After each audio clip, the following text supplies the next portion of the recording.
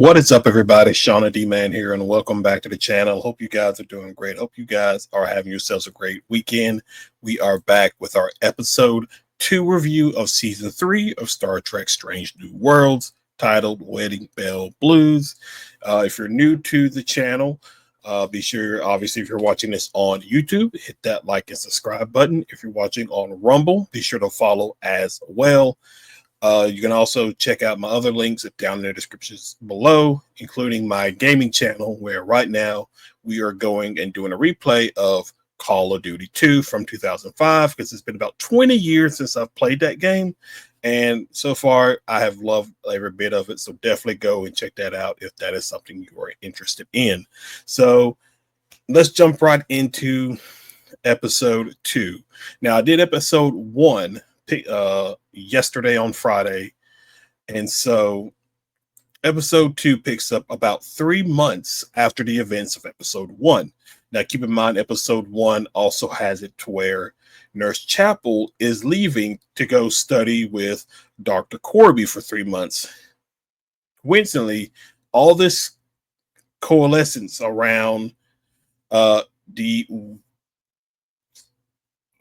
is a 100-year, basically the 100-year anniversary of the foundation of Starfleet, which if you watched season, I believe 5 of Star Trek Enterprise, basically that is kind of the what we're talking about here. And so everybody's coming in for this big event. Everybody, there's going to be a lot of partying, celebration, that kind of stuff. Everybody's doing a whole multitude of things. You got Spock and La'an practicing dancing, which it looks like their chemistry and friendship has really started to grow throughout the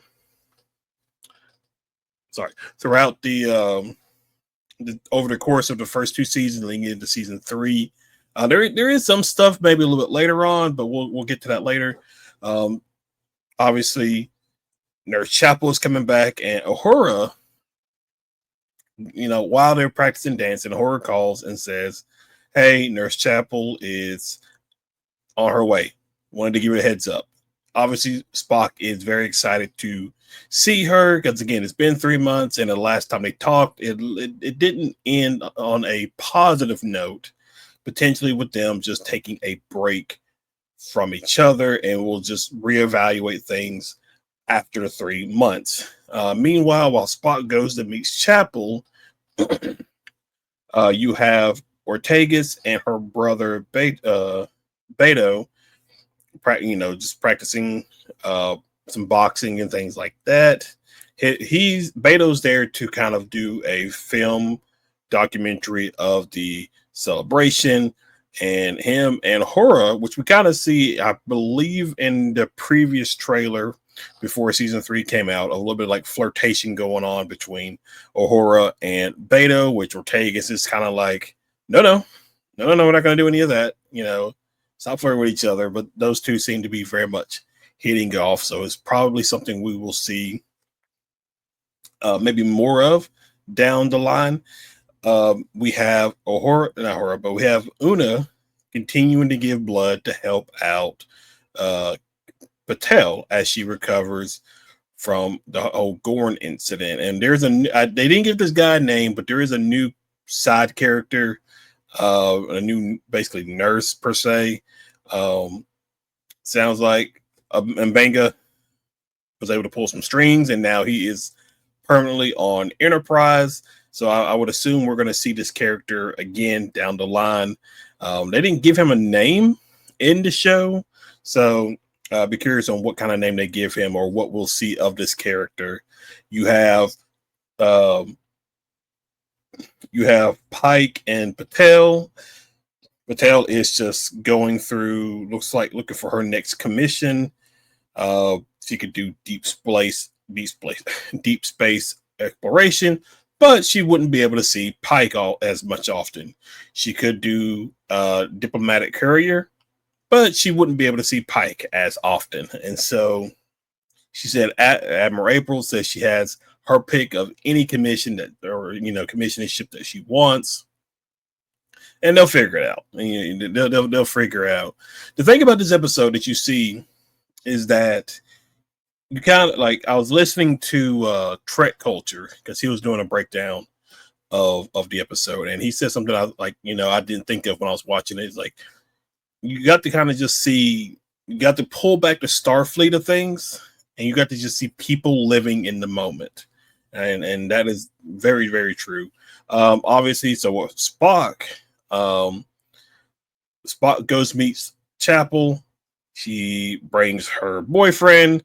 Very awkward situation because, again, she told Spock, let's take some time apart, that kind of thing. And apparently only one of them took time apart, where she goes and, starts dating Dr. Corby. And then, because like Scotty's on the ship, there's a moment where like Scotty is kind of like, oh, that's weird. There's like a weird ghost on the sensors or something like that. So we get a very interesting character. I don't remember the actor's name, but essentially, just to get through it all, essentially this is I believe the son of Q, and we'll get all into that a little bit later on. Or you can go and watch Trek Culture, break it down. He was able to put it out there probably better than I did, but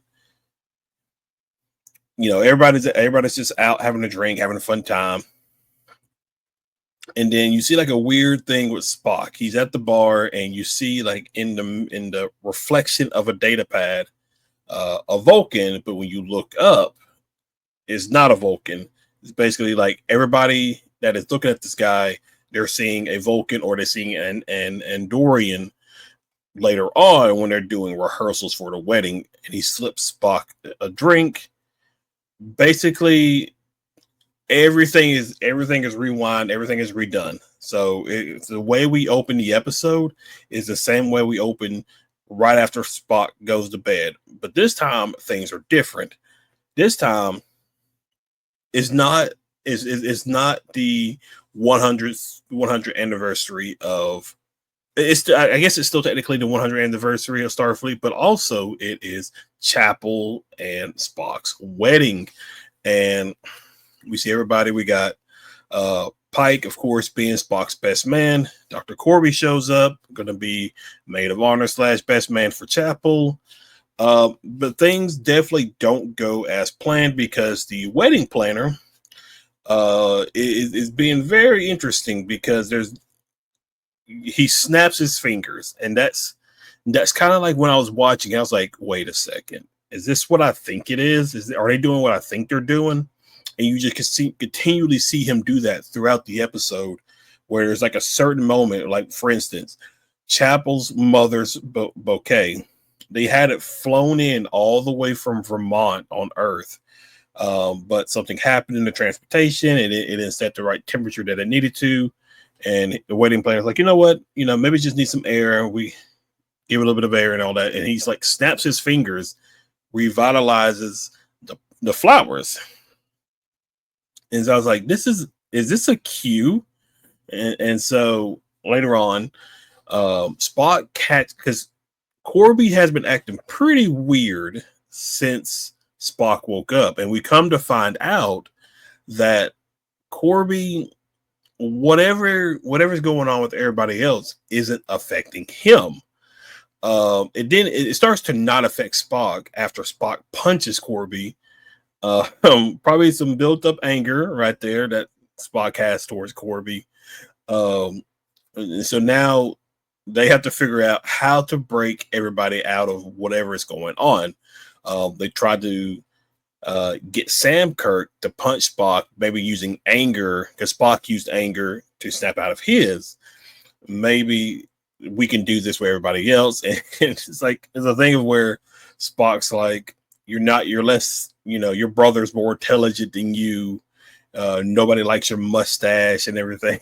And Sam's just kind of like, okay, all right, but he doesn't hit him or anything like that.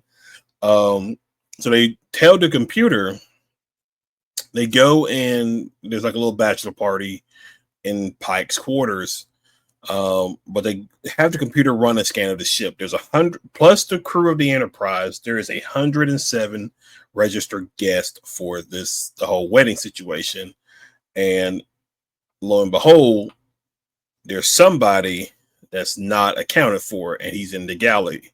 So they go down there. It's the wedding planner. They confront him, and he gets very hostile. And he makes threats.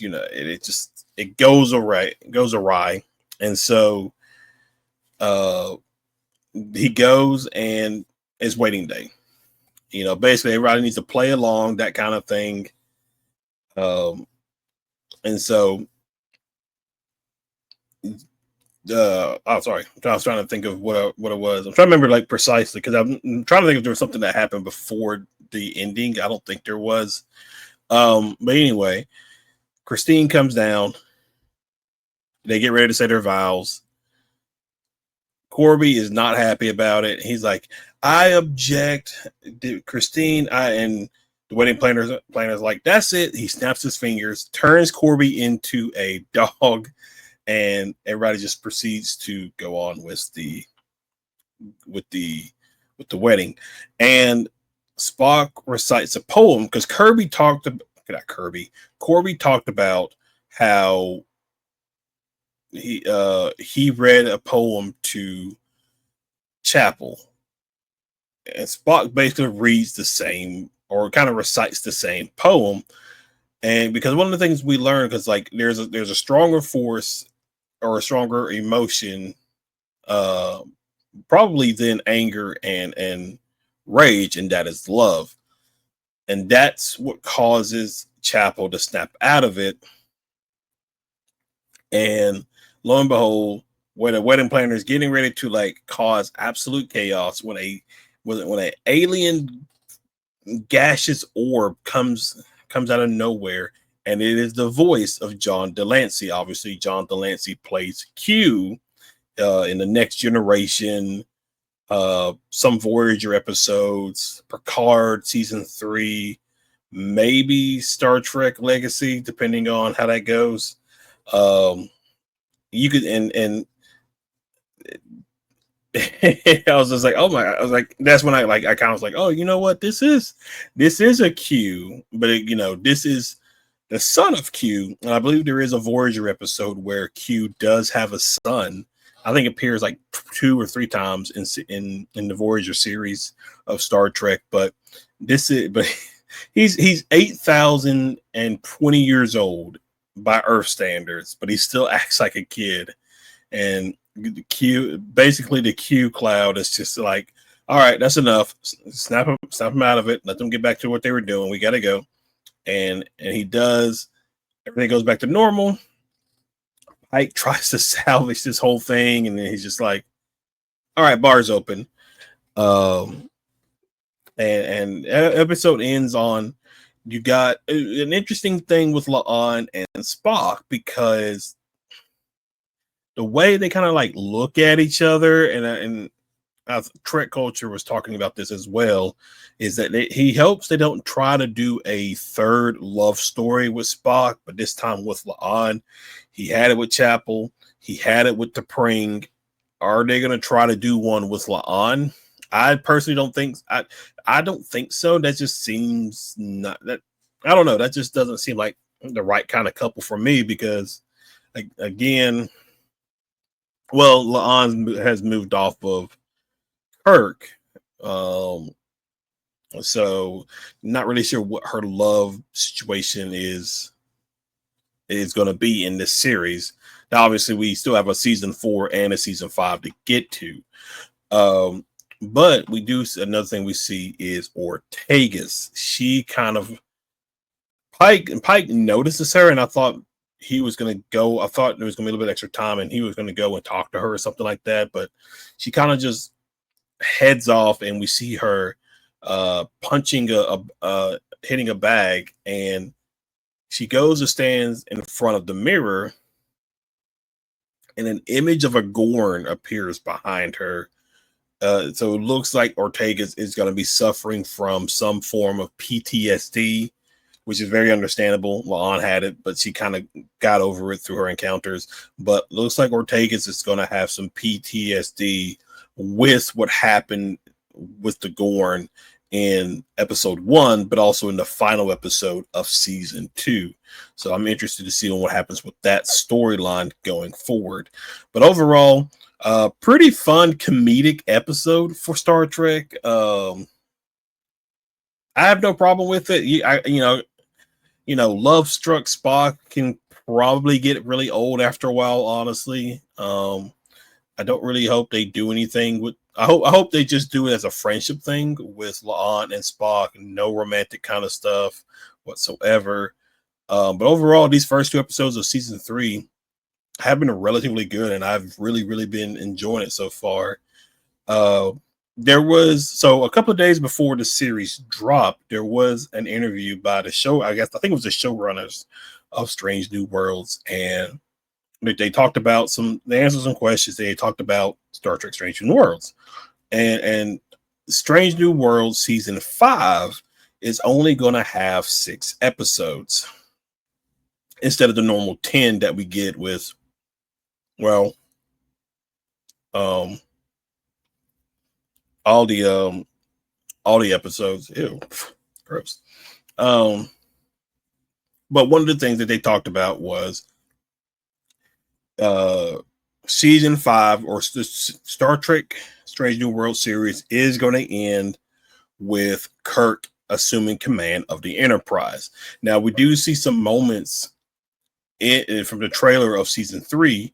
There's potentially, is there going to be a moment where he's like temporarily in command of the Enterprise? And so again, I'm very interested to see about that. So we're still a ways away before the ending of the series. We just started season 3. Don't know when season 4 will come out. I said last night I would think maybe 2027 and then 2028 for season 5, since they're only doing 6 episodes. But we will have to just wait and see, of course. But other than that, guys, that is it for this episode 2 for review of season 3 of Star Trek Strange New Worlds. Like I said at the beginning, if you're watching on YouTube, be sure you hit that like and subscribe button. If you're watching on Rumble, hit that follow button as well. Thank you guys for hanging out. Thank you guys for watching, and I will see you in the next episode.